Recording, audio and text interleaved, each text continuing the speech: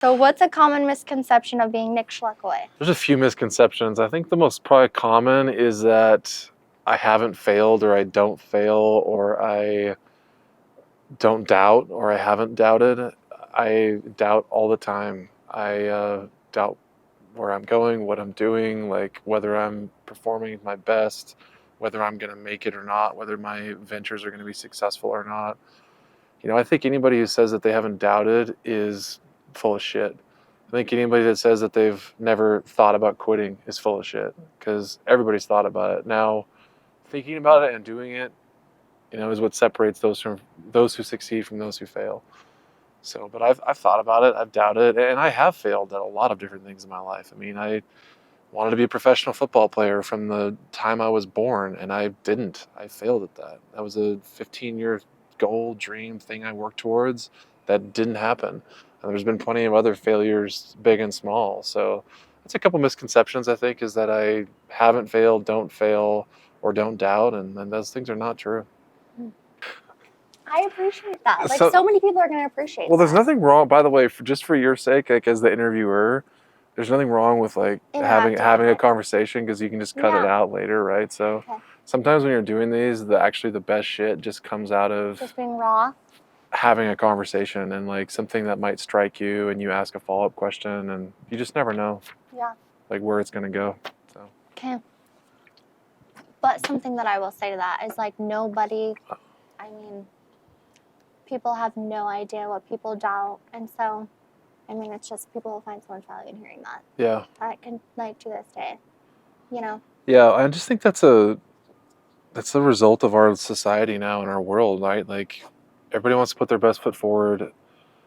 Everybody puts their highlight reel on social media, and like social media forces you to do it. By the way, like, you don't have a choice, because if you put negative shit on social media, like nobody pays attention, or people just like block you, or like nobody wants to see negative stuff, right? So the whole like ecosystem is built around this idea of just putting positive things on there. Because if you don't, then you can't have the reach and exposure that you want, which means you can't have the influence you want, and you can't accomplish the goals that you want. So it's this bizarre fishbowl. It really is. It's like the worst thing that mankind has ever created, and we've done it to ourselves. But like, I think in addition to that, like showing people like these are things that I'm going through, and it's hard stuff, and having a positive outcome and goal. Yeah. I think a lot of people relate to like being vulnerable, and I think that draws a lot of attraction when you're vulnerable and when you do go through hard things, and it's a problem solver. Totally. One aspect of that I will comment on is that I think it's good for people to know how universal that doubt is, or that darkness is, and how bad it is for everyone. And like, it doesn't, in the moment, like it doesn't feel like it's going to work out. It doesn't, like, to any of us. I don't think so. I think it's good for people to know that, like, even the people you might look at and say, well, they've made it, or they have it, or they don't have doubts. It's always been helpful for me to know, and there's been times in their life where they've felt exactly the same way that I do. So I mean, I do think that's beneficial. What are qualities that you quickly recognize in future top agents that join Amherst Madison?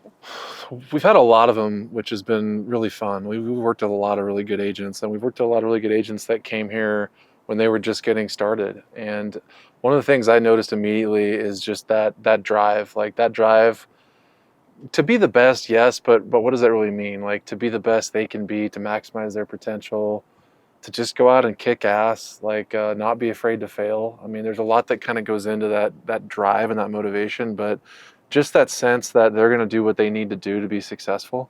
And right alongside that, and this is where kind of like this weird dichotomy comes into our business, is you have to be confident to succeed in sales.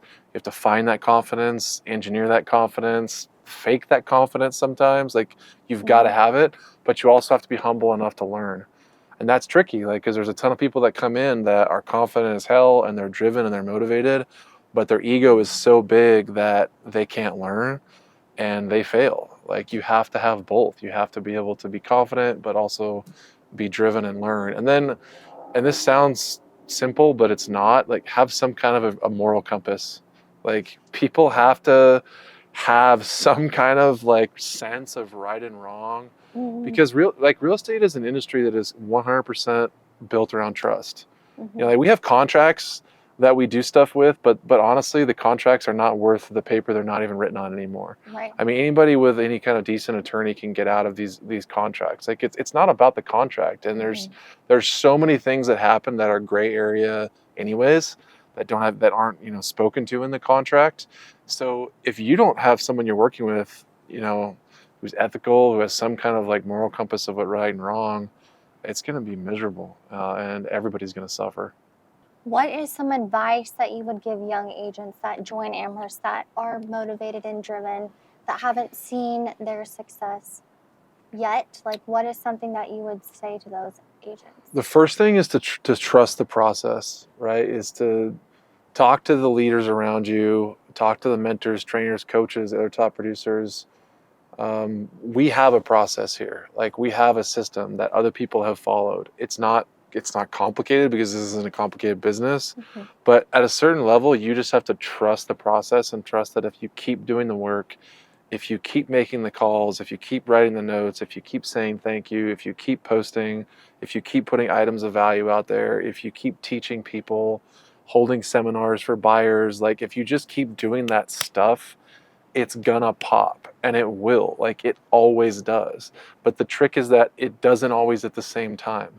You know, for some people it's like 8 months in, for some people it's a year in, for some people it's 2 years in, like, and everything in between, you know. But that's, I think, one of the hardest things too, is you're doing all this work and nothing is happening, and you're doing all this work and nothing is happening, and you just have to have the trust and the patience to just stay the course, because you never know when you're going to have the phone call that changes your future in this business, or you never know when you're going to go do a $300,000 deal, and then that person, because you provide them with such great service, refers you 12 times in the 10 months following that.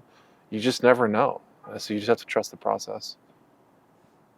So what do you wish more people knew about growing a successful company? Growing a successful company is hard. And what I wish more people knew is how difficult it is.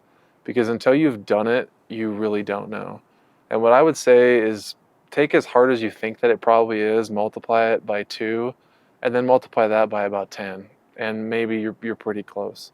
Like it is just, especially if, you know, you don't have money, partners, investors, like you don't have just a bunch of resources sitting around like some people do, and you're kind of bootstrapping something or figuring it out from the ground up, and you're doing it by yourself. Like it's going to be brutal. It's going to be really, really hard. And I think a lot of people underestimate that. I underestimated that. I mean, I came from a family of like entrepreneurs, people who were self-employed. My dad was a builder, and my dad went bankrupt when I was really young and lost everything. And I grew up like super poor. Money was always a problem. We didn't have any. I used to ask my parents all the time, like, are we poor? Are we poor? And like, yes, we were. Like, especially when I was younger. And they were able to start some different businesses later and get themselves back in a better financial situation. But so even coming from that background of poverty and like bankruptcy and a failed business, like I still underestimated how hard it would be. It's just really freaking hard. And that's one of the things that I wish more people respected, understood going into it. It's going to take time, you know, and it's going to take years, not months. It doesn't mean you're a failure if it doesn't happen in 6 months, 12 months, 18 months. So I think everybody's like kind of impatient, you know, and looking for that like tech company that's going to blow up and they're going to be a billionaire in 6 years or something. And that's just not reality. It really isn't, you know. Truthfully too, it's like it's not even reality for the people that happens to, because usually they've failed like 4 or 5 companies before they get to the one that really, you know, blows up in a short period of time. So they've learned a lot of really hard lessons already. So do you think from your childhood, has that played a role in who you wanted to become? And has that been a motivator for your future family? Yeah, I think anybody who grows up not having money, most people want money. Like, I mean, anybody who grows up where that's a problem, like that's a problem in your household, you don't want your future family, kids to grow up with that problem, right? Because it's fearful, it's stressful, it causes a lot of issues, it's not fun. And yeah, I was no different from that perspective. I mean, one of the ways that I would put that is like, and now I'll get into this a little bit, but there's people are either running towards something or they're running away from something or both. And a lot of people who grow up in, you know, in households where money's lacking, like they're running away from that. They don't ever want to experience that again. And I'm one of those people. That's a role for me. That's part of my life. So what has success costed you throughout the years as you've been growing your business? What are things that you think most people don't know, like what it has taken you to get to where you are? Success is really boring. Like it really is. I can't tell you, I feel like I have eternally missed out. Like I feel like my entire life I've been missing out and I continue to miss out. Even like as recently as the last couple of days, like last week, I mean, my wife is hanging out with my kids and they're having fun and like I'm working, you know, and the sacrifice that you have to make, even in like high school, college, I was never partying. I was never hanging out. I didn't really have a normal childhood from that standpoint because I was working on ball and training and watching film, and I was making sure that I got a 4.0 in high school so that I got a scholarship. And I've always just kind of been wired that way, but I've also always felt that loss of not being able to go do all these fun things. Like it just feels like, I don't know, I almost have a complex about it. Like I've missed the party my entire life. And it's the cost of success. It's the price you have to pay. Like you have to have that boring lifestyle of routine, of getting up at a certain time, which means you have to go to bed at a certain time, which means you can't go do this, you can't go do that. By the way, you have to eat good food. You can't just eat crap or else you don't have energy and you can't perform. And it's a lifestyle. And that lifestyle is fucking boring. It just is. Would you do anything differently? Like knowing where you are today, do you regret doing anything, and would you, if you could go back, is there anything that you would adjust? I wouldn't, it's not so much the things I would do differently. I would be a lot more patient with myself, a lot more patient, a lot more forgiving. You know, I actually shortcut, I wouldn't say shortcut. So I made my road more difficult than it needed to be because I was so unforgiving of myself. I was so exacting. My standard for myself was so high. I was so hard on myself that my road was far more difficult than it needed to be. And actually, I undercut my own success many times. I mean, especially as an athlete, but then also in business, like being overly like exacting, too much of a perfectionist, never being good enough performance for me. Like I didn't perform as well as I would have if I would have more relaxed, especially as an athlete. That there's a lot of times when I just wasn't relaxed and I underperformed because of it. So yeah, that would be the biggest thing I would change is trying to relax a little bit more, like forgiving myself a little bit more, understanding like, yeah, it doesn't have to be perfect every single time. It's about what you do over a 5 or a 10-year period, not like today necessarily. You want to be successful today or right now? That's how I am. Yeah, exactly. And like, I want to get better every day. I want to be better than I was yesterday, you know, but the reality is you're not going to get better every single day. Like that's a standard to strive for. You want to strive for that. I want to strive for that. But there's going to be some days where that doesn't freaking happen. You know, it's like losing weight. Like if you actually weigh yourself every morning, same time, you're going to have days where you're heavier. Like your weight doesn't just like go steadily down or steadily up if you're trying to gain. You know, there's days where it goes down, there's days where it goes up, there's days where it stays the same, which can actually be maddening, you know, when you weigh yourself every day. But life's the same way. So yeah, you have to have a little bit of grace for yourself. I'm really bad at that. I say that like I have to have grace for myself. I have like zero grace for myself. So that's what makes you successful. I think that's going to be a lifelong skill for me, is trying to learn that. Okay, so how has being a parent impacted your life and your business life? The little ones, my kids, yeah, being a parent, they're always watching. So that's the thing, is like all of a sudden your house is taken over by these miniature little mirrors that run around and just mirror like everything you do. And it can be a problem. Yeah, like it's hard. It brings this whole new level of reflection on what you do, what you say, your attitude. And so much of it is amazing. Like it's just such a blessing to, like, so often they're excited, so often they're happy, so often they have this positive outlook. And it really sometimes makes you stop and go, wow, like I'm kind of a dick. Like why am I so grumpy? Like, So serious? yeah, why am I so serious? Like these kids just, it's like they have it figured out, you know, like they're just having a good time. I've learned a ton from my daughter who's 3. My son's a little bit younger. He's just born like 2 months ago. But I've learned a ton from her about how to live in the moment, you know, a little bit better, a little bit more.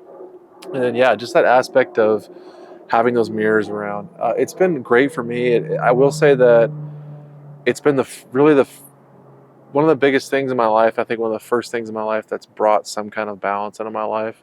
I mean, they're a really strong motivator to get my shit done and go home and hang out with them, you know, and being more efficient. I would say that, like, my kids have honestly, like, they've made me more efficient. Because I used to just, if I didn't have something done, I would just stay at the office until midnight. Literally, like midnight, 11 o'clock to 1 o'clock in the morning was normal for me for years. But there was also a lot of times that I wasn't very efficient then, you know, and it was like I didn't have to go home, so I could just stay till midnight. So who cares? But that's not a good thing either, you know, because you're wasting a lot of time during the day where you could be cranking it out and prioritizing better. So it's helped me prioritize for sure. Think about it. You really only get 3 hours with them by the time you get home. It's dinner time, bedtime. Yeah. And then literally 3 hours. I know, and my daughter's 3, which means she's 1/6 of the way to being 18 years old. It's crazy. I was watching her the other night, and that thought hit me, and I was just like, holy shit. I mean, it goes so fast. It goes so fast. There was one thing that you said in one of your sales seminars, and what was the time frame from your daughter, based, like the time frame of where she's fully developed, and then basically she picks her partner based on the image of her dad? Yeah, that was a conversation I had with a guy, so random, that just over coffee, and it was when my wife was pregnant with my daughter, and he was a dad. He had, I think, 3 or 4 girls, and he had done a lot of studying into girls and women, and like what forms their early perceptions of men, and what they look for in a partner, and like specifically what they look for, like based on how their partner is going to treat them, and what they model. And what they model is their dad. And I mean, I already kind of knew that, but this is the part that I didn't know that really tripped me out. Is 80 to 90% of what they model, they've already figured that out, and that's already been imprinted by the time they're 5 years old. And that just blew me away. Because you don't think of kids that way. Like, They're sponges. People have a tendency to think of kids as like, until they're like 4 or 5 years old, they don't really remember things, or they don't know what's going on, or they not only do they know what's going on, not only do they remember things, it's already like set by that point, which is wild, you know, and scary as shit at the same time. Crazy. Yeah, and you know, those girls are watching, those little girls are watching to see how you treat their mother. That's what they're watching. Crazy. They're just watching. And I've noticed it with my daughter. Like, out of the corner of my eye, I can see her. Like, she just watches us and the way we interact all the time. Best behavior all the time. As a parent, no swearing. Oh, God, I know. But then that, you know, all of us, I think, are going to screw our kids up one way or the other. I mean, I've basically come to that conclusion. It's like, if you're too far this way, then they're going to be like that. And if you're over there, they're going to be like this. And shooting for the middle. Somewhere in the middle. Yeah, I know. I think we're all doomed. I don't know. Our kids are pretty special, though. They're definitely sponges, though. Yes, they are. They pick it up. They sure do. They pick it up and then reflect it right back to you. And then they tell you not to say naughty words. Mom, do we say? I'm like, no, we don't. Yeah. I'm just kidding. Okay. I've told my dad that when he gets mad at me about something, as I've gotten older, I mean, I've looked at him, I've looked at me, and I finally just said to him, like, you realize that like 90% of my bad habits came from you, right? Like, you can't. What are you complaining about? Literally. I learned this from you. I'm just sitting here thinking of all the stuff that my mom, like things that we look at the older we get, and then we self-reflect on my parents. I'm like, oh, okay, that's where I got that from. I know, and Different you're things just from like, my God parents. damn it, because you don't want to be your. That's the last thing you Yeah. want is to be your freaking parents, you know. Mhm. And then you catch yourself saying something or doing something. And you're like, Oh my, I know. I cannot. I do think this my to dad my would child. say. 3 favorite personal development books you would recommend to whether like young agents or young entrepreneurs? All right, this is literally the hardest question anyone ever asked me because I read a lot and I do a lot of Audible and I also like do a lot of podcasts. I'm constantly like consuming, so it's almost impossible for me to identify like these are my 3 favorite. But I will answer it. I won't cop out on it. So one of my favorite personal development books is Man's Search for Meaning, and it was written by Viktor Frankl, concentration camp survivor. Mind blowing, like life changing, like, incredible book. And then the other 2 are not books; they're just authors because I like pretty much anything that they've ever touched. And one is Jordan Peterson. Mm-hmm. He's got a couple books that he's written, and his stuff is incredible. His lectures are incredible. And then Ryan Holiday, that guy who's just, you know, such a student of Stoicism and everything that theology and philosophy means, you know. And I love all Ryan Holiday stuff too. It's great. Have you heard of Ryan Serhant? Ryan Serhant, yeah. Big Money Energy? Yeah. I love that book. Yep. Have you read that book? No, I don't think I have. That's one of my top 3. So Ryan Serhant, didn't he write another book about personal branding? I don't know. Probably. He's really good at it. Yeah. Oh, he's good. He's funny. His writing is funny. Mm-hmm. Like it makes you laugh. Like he just kind of writes how he talks, and he's got a good personality, and yeah, it's entertaining. So. What is your like go-to, like when you're in the shits? Like let's be real. Yeah. Like when you're in the shits and you're going through crazy times, like what are your go-to moments for like inspiration, like your daily affirmations, journaling? Like how do you power through like hard times? I've leaned on physical fitness and exercise my whole life. You know, that ultimately is what's gotten me through so many things. Even if it's not like hard physical fitness, even if it's just freaking going for a walk. So that and nature, mountains, getting outside, I mean, that's my therapy. It always has been. So if I'm really dark, down, having trouble, you're going to find me in the mountains or on the trails or working out or something. Yeah, just being active and tapping into all those good feel-good hormones and feeling like you're doing something productive to move through it. So that, and then writing. You know, writing for me is huge. It's very cathartic, and writing is actually starting to become for me just as big as working out. Like if I can't go more than like 24 hours without working out. Mm-hmm. If I go more than 48 hours without some kind of exercise, I'm a miserable prick to be around. But writing is kind of getting that way. Like if I don't write at least every few days, it's hard. It's important for me to do that. What do you write about? Like in things that you're going through, or like? Yeah, it's all over the board. So sometimes it's very aspirational. Sometimes it's really just digging into a concept of business or culture, philosophy. Sometimes it's personal reflections. Sometimes it's literally just a journal, mm-hmm. Things I'm struggling with. Sometimes I've found that if you can write the things you're struggling with, give them voice, put them on paper. Number one, they for some reason like they don't seem as big mm-hmm. when you get them out of your head and you get them on paper. And then there is a sense, I think, of catharsis. It does help. Like it helps to get them out of you and like speak them into the world or write them into existence. Just kind of helps you deal with it a little bit. So it's not just like rattling around up in your head, bouncing off the walls. There's something that I do every morning is like I do my hardest tasks every single day where there's making the phone call that I don't want to do, so I'm completely done with it. Yeah. Like, is that something that you do? Are there like, do you focus on doing the hard things first? Do you push them off? Like, I focus on doing them first, But I will say that for me, the hard thing is changing. Like, for years, I did my workouts first because that was just like the hardest thing, and that's pretty normal. Like, people will go do their workout. That is not the hardest thing in my day anymore, by far. Mm-hmm.